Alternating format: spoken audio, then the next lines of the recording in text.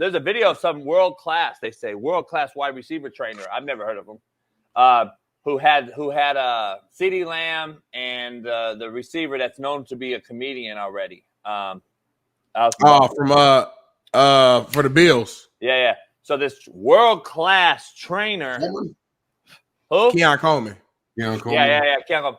He was working them out, and it's funny you just broke that down. They're on like some dirt-ass fucking ground, some busted-ass field, yeah, out in the middle of fuck nowhere, and it's like, damn. You don't have a legitimate like indoor or some sort of turf or some sort of fucking, you can't go to fucking University of Houston's facility and tell them who you are to get a fucking real field with two NFL players. Ceedee Lamb just signed a big deal, didn't he?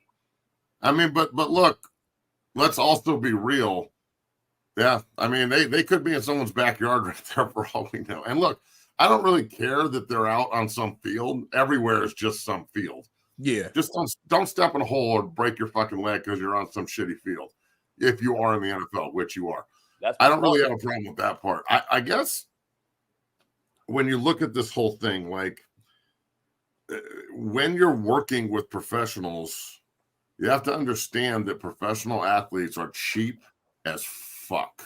They don't want to pay for training. They don't want to pay for supplements. They get everything for free.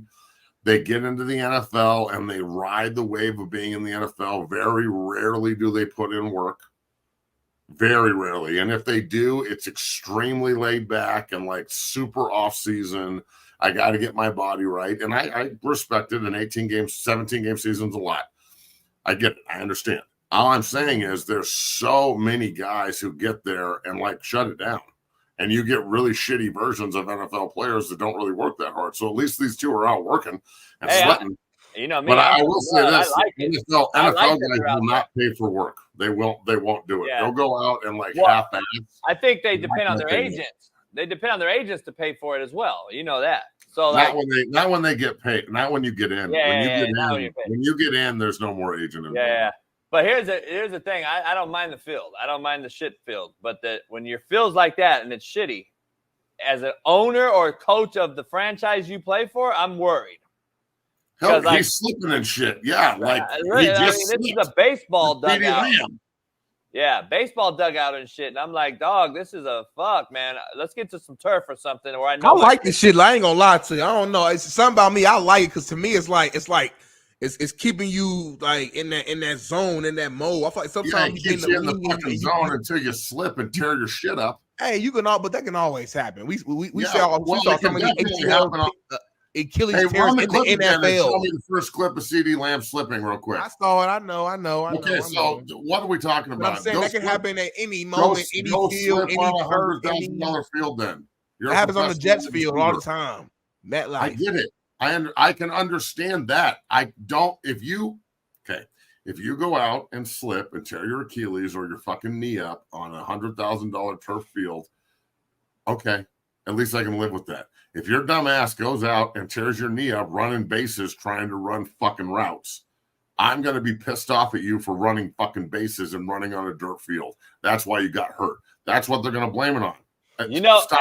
Stop with all this like, just because you came from the mud, you got to train in the mud. Shit, what the fuck are we talking about? You're like that shit, what? Rocky. That Rocky mentality. Chickens and eat them. You saw Rocky had to go back to his core to temper that space. I've never seen anybody get their ass kicked more than Rocky. Get the fuck out of here. Get back up though every time. No, every Italian that I know is like, Rocky. I'm like, he gets back up every time. This guy had to touch this motherfucker 50 times. Hey, I'm so glad I got Smitty actually on the Rocky tough side for once. What? Smitty's taking a turn. I'm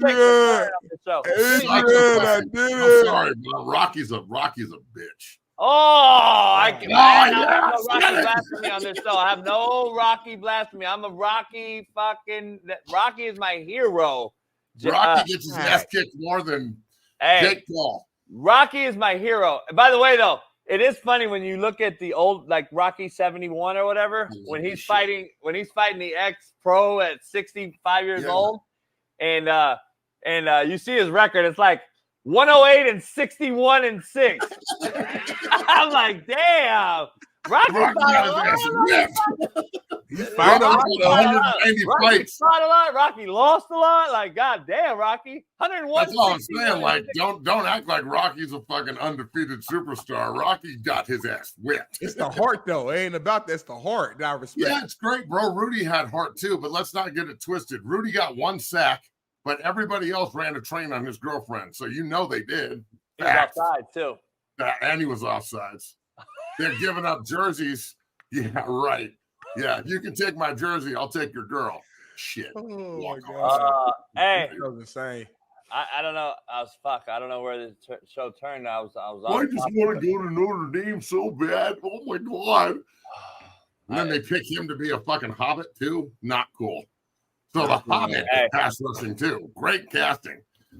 Yeah, back to that dirt field. I'm cool, but remember, there's a legendary California trainer that trained a lot of NFL guys named Charlie Collins. He's out here. I know him for a lot of years.